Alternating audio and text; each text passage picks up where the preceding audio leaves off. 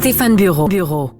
Un procès assez intéressant en France, Stéphane, sur les grands vins, des voleurs de grands vins. En fait, partout où il y a de l'argent ou du luxe, il y a des voleurs, je suppose.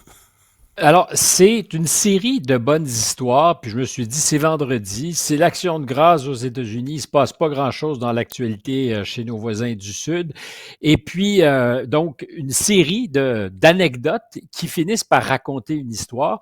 Tu parlais de ce procès, c'est le gang des grands crus qui était en procès de mercredi à aujourd'hui, une histoire en soi intéressante.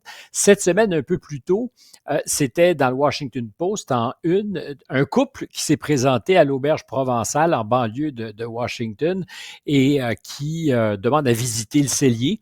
Et pendant que la femme dans le couple occupe le propriétaire, M. Borrell ou Borral, il y a son mari avec un long manteau à la Sergio Leone qui fait disparaître 6 bouteilles de Romanée Conti qui avaient été probablement vues, entreaperçues avant, ça avait été repéré, une valeur de 38 000 $. Alors, il quitte le cellier, se dirige tranquillement vers le retour, et là, il y a comme un instinct qui dit au propriétaire des lieux, ça sent pas bon. Il retourne, il constate que les bouteilles sont disparues, se met à partir littéralement à la course derrière les voleurs. Il y a des clients qui se joignent à l'opération. Longue course effrénée sur les routes de la Virginie. Finalement, un des deux voleurs est retrouvé. Mais ce genre de modus operandi, Parce que là, le monsieur voleur, là, s'il courait avec son manteau plein de bouteilles, il devait faire du xylophone un peu. Non, il était, je pense, rendu dans la voiture. Il était rendu dans sa voiture, OK. Parce que si t'avais couru après lui sur le trottoir avec 6 grosses bouteilles dans les poches, d'après moi, il aurait sonné, là. Il aurait sonné ou ça aurait explosé. Puis dans le cas de la Romanée Conti, ça fait effectivement cher pour jouer du xylophone quand tu pètes la bouteille. Et c'est la même chose qui s'est passé dans un restaurant Michelin 3 étoiles en Espagne. Même genre de modus operandi, mais là, on a volé pour 1,7 million de dollars en bouteilles. Le gang du Grand Cru ou des Grands Crus dont je te parlais, alors ce sont des gens qui ont réussi dans des entrepôts à Bordeaux à subtiliser des quantités importantes de bouteilles de vin. On parle que de grands crus bordelais, donc c'est Yquem, c'est du Lafite, c'est toutes sortes de choses qui sont presque des pièces de musée. Et ça me faisait penser justement à ce que dans l'actualité, on a, il y a un mois à peu près, parlé du casse au Louvre. Or, aujourd'hui, il n'y a pas que les bijoux qui ont de la valeur, le vin. Et il y a même en France maintenant des policiers désignés spécialement pour remonter les filières vins, parce que le gang des grands crus avait tout un réseau de recel à Paris. Une fois volé, il fallait trouver les clients. Mais je voyais un titre d'article sur le sujet qui disait que dans certains cas, les grands vins étaient vendus avant d'être volés. Donc, il y avait ni plus ni moins que des commandes. Là. C'est-à-dire que tu avais déjà un acheteur pour tel vin, il te restait juste à aller le voler. Absolument.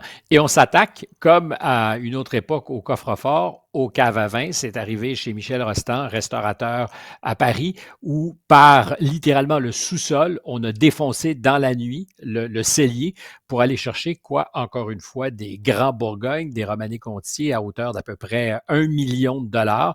Ça vaut très cher. Et aujourd'hui, on est à développer des applications sur blockchain pour tracer les bouteilles, faire en sorte qu'elles soient toujours sous surveillance. Mais au-delà de ça, c'est aussi toutes les opérations frauduleuses carrément, c'est-à-dire qu'on récupère des bouteilles de Grand Cru pour les remplir de vins qui ne sont évidemment pas... mais ça, il y a eu ça à New York. Là. Il y a eu tout un scandale de falsification. On utilisait des bouteilles de Grand Cru, mais on mettait d'autres choses dedans, puis on les refermait à la perfection. Rudy Kirniwan, je pense qu'il s'appelait, et qui avait vendu pour des millions et des millions de dollars de vin. Alors évidemment, ça tourne en ridicule aussi l'acheteur qui pense connaître quelque chose. Et qui fait des O et des A. Oui, tu sais, j'ai acheté mon cheval blanc, 20 000 $. Je goûte la différence, puis en fait, c'est du Kool-Aid qu'on a mis dans ta bouteille, du Kool-Aid de qualité, mais c'est aussi un vrai... Mais c'est un vrai enjeu, un peu comme la lutte à la contrefaçon dans l'industrie du luxe aujourd'hui, en France et dans la région de Bordeaux. Donc, je reviens à ça, des policiers qui travaillent à temps plein avec des producteurs qui, quand ils s'exportent, vont faire en sorte, par exemple, que s'il y a des dégustations ou autre chose, toutes les bouteilles sont rayées ou détruites pour éviter qu'elles ne servent à la contrefaçon ensuite. Et on s'attaque aux bouteilles vides ou aux étiquettes. Évidemment, il est possible de faire des étiquettes parfaites aujourd'hui. On imagine que quand tu es dans la contrefaçon, si tu peux faire de faux 100 US, tu peux faire aussi une étiquette de Château Yquem, mais c'est les bouteilles et c'est sur ça aussi qu'on a dévisé. Donc, il n'y a plus de limite à l'originalité pour probablement faire main basse sur ce qui ressemble de plus en plus à de l'argent liquide. Ouais, bien dit. Tu veux me parler du démantèlement tranquille et silencieux là, du département de l'Éducation aux États-Unis? Bien, je vais en parler parce que c'est exactement comme ça que ça se passe. Ça se passe tranquillement et dans le silence. C'était une des cibles qui avait été identifiée par Donald Trump lorsqu'il a parlé de réorganiser les opérations de l'État. Mais c'est depuis très longtemps dans le collimateur des républicains. C'est probablement, sinon certainement, même le ministère le plus récent dans l'appareil fédéral américain. Ça avait été créé par Jimmy Carter en 1979 pour mieux organiser l'aide fédérale, aussi faire en sorte que sur le territoire, parce que l'éducation, c'est comme au Canada, hein, c'est du ressort des États, et plus encore souvent des districts, c'est-à-dire que c'est très délocalisé, c'est une bonne chose. Il y a d'ailleurs une demande de souveraineté. Les commissions scolaires, appelons-les comme ça, sont très jalouses de leurs prérogatives, mais le gouvernement américain disait ça va nous permettre de faire en sorte de réduire les écarts entre les comtés les plus riches et les plus pauvres, faire en sorte que les subsides fédéraux soient mieux distribués, puis qu'il y ait des standards nationaux. On constate au bout de l'exercice, ça fait quand même donc 45 ans, qu'en termes de classements internationaux, les étudiants américains sont en fait non seulement pas tellement mieux positionnés aujourd'hui qu'ils ne l'étaient à l'époque, mais ont peut-être un peu régressé. Ça avait augmenté au début quand le système a été mis en place, puis on peut se demander si c'était simplement le fait de ce qui, dans les années 70, avait été bien fait avant la création du département. Mais aujourd'hui, donc, dans les classements internationaux, les États-Unis ne tirent pas particulièrement bien leur épingle du jeu. Ils sont là où ils devraient être, ont été. Il n'y a pas de gain appréciable. Puis en termes d'écart entre les comtés les plus riches et les plus pauvres aux États-Unis, ça n'a à peu près pas bougé. C'est des sommes importantes. 90% de l'argent dépensé est dépensé par les États, par les comtés très directement. Donc la manne fédérale en éducation, c'est plus ou moins 10%, mais c'est devenu une très grosse bureaucratie qui incarne justement cette idée de ce qu'on a besoin tout le temps de coordonner par en haut. Et ça nous renvoie à un principe que j'aime beaucoup, que tu dois bien connaître et qui est hérité du catholicisme social, c'est la subsidiarité.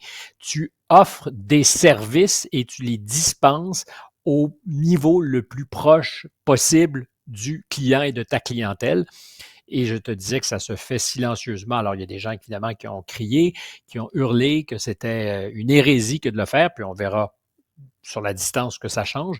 Mais il y a peut-être à la clé des possibles économies sans pour autant que ça change grand-chose au portrait de l'éducation. Est-ce que l'administration Trump a, comment je dirais, parce que moi, je suis pas du tout à ce que tu décris, la subsidiarité, puis de dire, regarde, une bureaucratie énorme qui s'est créée au fil des années, alors que c'est supposé se gérer au niveau des États. Il y a une logique. Sur l'aspect de la redistribution, parce que je comprends que si tu veux avoir une éducation, un pays plus riche, il faut qu'il y ait de l'éducation partout. Puis si tu veux que les quartiers les plus pauvres, les villes les plus pauvres s'en sortent, mais c'est par les jeunes que ça va passer, là, que la prochaine génération ait de l'éducation. Est-ce qu'on peut avoir d'autres mécanismes sans l'énorme ministère de la bureaucratie? Est-ce qu'on prévoit dans l'administration Trump d'autres mécanismes pour faire cette redistribution de richesse?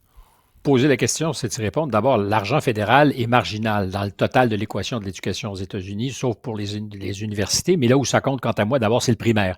Si tu veux faire une différence dans les écarts de richesse, tu veux t'assurer que l'école primaire soit bonne, c'est là que tout se joue. C'est là que, d'ailleurs, tout ne se joue pas au Québec. On pourrait faire beaucoup mieux.